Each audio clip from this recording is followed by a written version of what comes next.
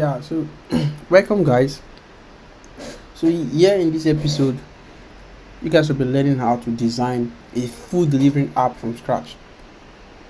Yeah, so you can see the design. So, we will be replicating the design. This is actually a food delivering app.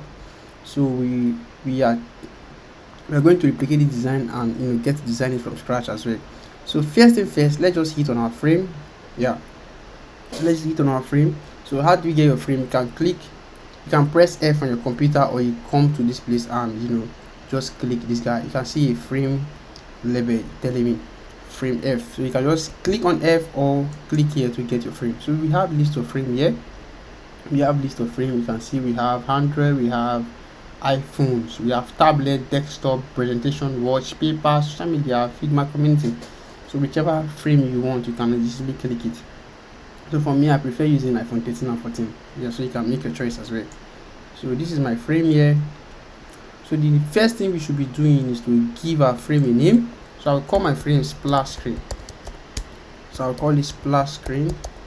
So either you can change your frame name from here, or you can come here and click on it and then change the name of the frame you want.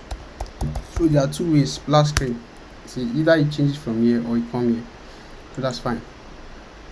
So the next thing is to set our layout guide. So I'll come to my layout guide, which is here. So this is where I have my property as I use in design. This is where my property are. Yeah, so I'll come to my layout guide and set my layout guide. I will give my layout guide a column. So this is my layout guide now. So I'll click the in. So I'll come here and I will select column, not grid or row. So I'll select columns. See, it has changed. So I'll give my column count 4. So I'll give it 4 counts. So you see we have 4 count, 1 2 3 4. We have 4 counts now. So I will give the margin. I will give it a margin of 23. Now let's see where the changes will come from now. So if I click on my screen, you see a change will occur. So this is the change. You see we have a margin now. This is the margin. So I will give my gutter 16. The gutter is actually the white space in between the red lines. So I will give it 16. So let's see what will happen. You see it has it has changed. It's not looking like before again. So that is it. So the next thing we'll be doing is to get our status bar, which is this particular guy here. This 9, the app, the Wi-Fi, internet, and also let's get the status bar and right. So on our last video, we actually learned how to use Figma community. So Figma community is a platform that has a lot of reusable components. So you can go to your Google, search for Figma community, and get some free components from Figma community. So you can actually create your own component and upload there in Figma community. But we have gotten the one we want. So you can go to Figma community and get a plugin, or sorry, yes, you can even get plugins. Yeah. So I actually got a component for Figma community, which there in my last video I actually explained how to do that. So you can go back to the video and watch again. So I got this guy. Yeah. So if you're using this guy for the first time, this is how it will look. To look this way. Alright. So all you have to do is just come to components. You see components, I'll just scroll down and click on components, and it will just open. So all I want is actually this status bar / black status bar. So I will click on my status bar. I will click on it and I will just copy it by doing Ctrl C or Command C using my keyboard, and I will come back to my page, my file where I was designing before. So I will click on my file and I will just do a Command V or Ctrl C or Ctrl V or Command V to paste. Command V or Ctrl V to paste. So I've pasted mine, and this is it now. So I don't want this status bar label to be showing, so I will just double click to take it off, and I will double click on this black one as well to take it off, but I don't want them. So I'll make sure my status bar is actually touching the edge of it. So if I will see a red line telling me that okay, I've seen the red line now. So it indicates that okay, this is actually the top of it. So I want this guy to be centralized. So all I have to do is to come here, see where I have my alignment. I'll just click here. Yeah, so I'll align horizontal center, so to just align for me. Yeah. So the next thing I'll be doing is to give my frame a color. So I'll just click on my frame. Yeah, I'll click here on my frame and I'll come to my field, and and now I actually need this particular color in this button. So all I have to do is to just come to my sample color. Yeah, I'll click here this pen tool and I will pick the color from here. Yeah, so this pen tool, this sample color tool will help us to pick whichever color of our choice. So I can even come here and pick any of these colors. So I can just pick any colors from here and it will automatically work. You see, so I'm not using any of these colors. So what I have to do, I want to go back to my previous colors. So I'll just do command Z, command shift Z, or command Z. Now you're doing command shift Z to redo it. But if you want to undo it, you can just do command Z or control Z to undo it. Yeah, so we have gotten our color and all. The next thing we want to do is to get our logo, but since we don't have a logo, we can actually create one for ourselves. So I'll come to my shape tool. So if I click on this drop down, you see that I have a lot of shapes. I have rectangle, I have line, I have arrow and ellipse, but we'll be using a click on my ellipse. Let me click it again and show you guys what happened. So I'll click on my ellipse and I'll just quickly draw my logo. So I want my logo to be touching these two grid lines. Yeah, so this is it. You see, so I'll make sure it's at the center. So this is actually perfect. So I'll come to my plugin. So Figma has thousands of plugins. You can easily install or run whichever you want. So I'll come here and I'll search for, I'll come here and I'll go to plugin and widget. I'll click here and I'll search for the plugin I want. So I actually need Unsplash. So I think I already have Unsplash installed. Yeah, so this is my Unsplash. I already have it installed. So I'll just click on it and it will load. So you can install yours if you don't have it, like running it. So I need food. Yeah, I need pictures of food. So Unsplash is actually a platform where you can download thousands of pictures. You can get any pictures of your choice. Yeah, so I'll just easily click this guy and it will automatically enter the shape. So that is it. So I can actually show you guys. So I want to show you guys another method of getting the picture in case you don't want anyone from Unsplash. Maybe you have the picture already in your computer. So I want to turn off my grid line, guys. So I will click on my grid line and I'll turn it off from here. So I don't want my layer guide to be showing, so I'll just turn it off from here.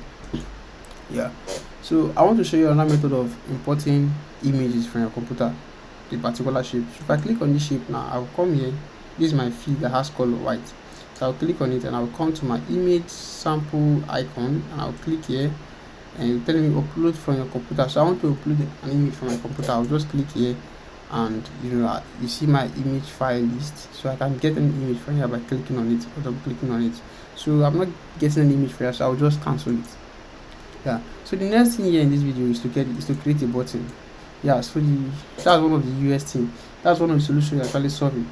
So imagine without a button, how do you get to navigate through the next screen? So there must be a button. So the only thing we can do is to create a button. So how do we create a button? Come here and drag out the button.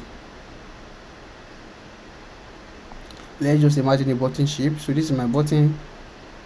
Yeah, so for us to achieve a well balanced and aligned button is to use our layer guide. So I'll turn on my layer guide again, but let's first of all give our button a color. So I'll click on my button and give it a feel of white.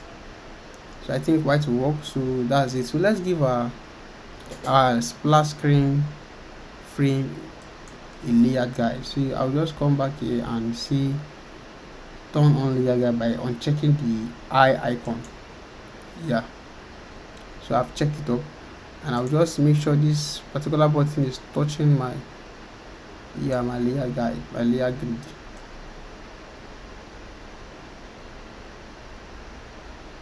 Yeah, so I've actually arranged it. So let me see if I can drop this guy a little.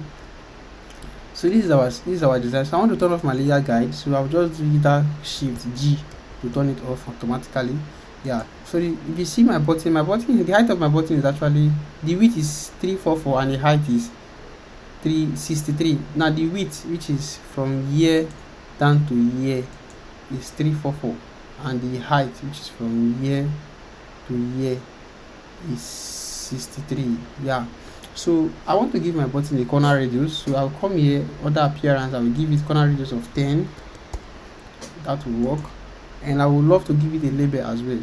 And if you look at it, our app does not have a name, so let's give our app a name. So how do we achieve that? So I'll click on my text or press T on my keyboard, and I will write food delivering app here.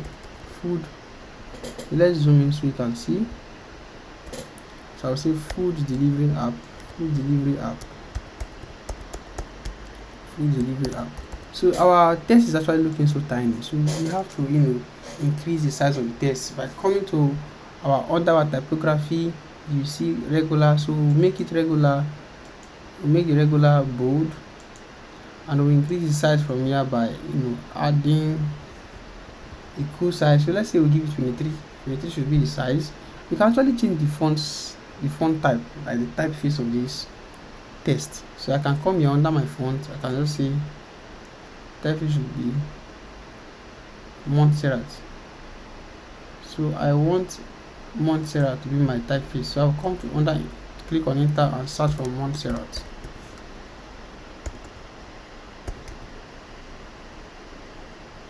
So this is my font. Montserrat is the name of my font. So I think I should be okay. This works.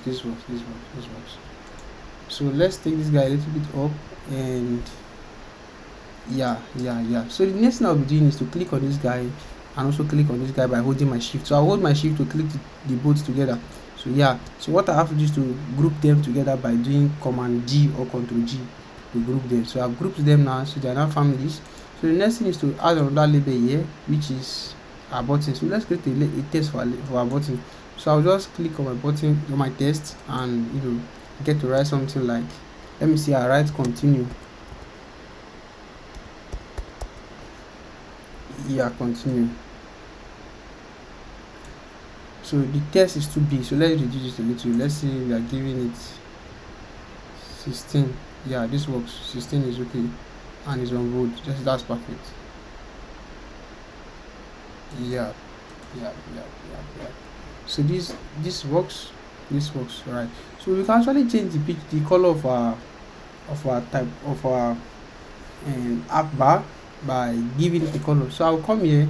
So since I've clicked on it, I can see fill, I can see selection color. So you won't use fill, you use selection color. So I'll click on selection color and give it a white color. Yeah, so this is it, guys. So that is our first screen. We have actually achieved it. So the next thing we have to do is to duplicate this screen.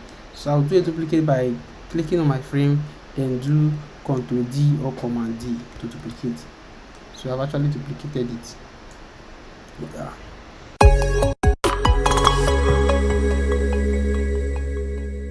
Don't forget to like and subscribe.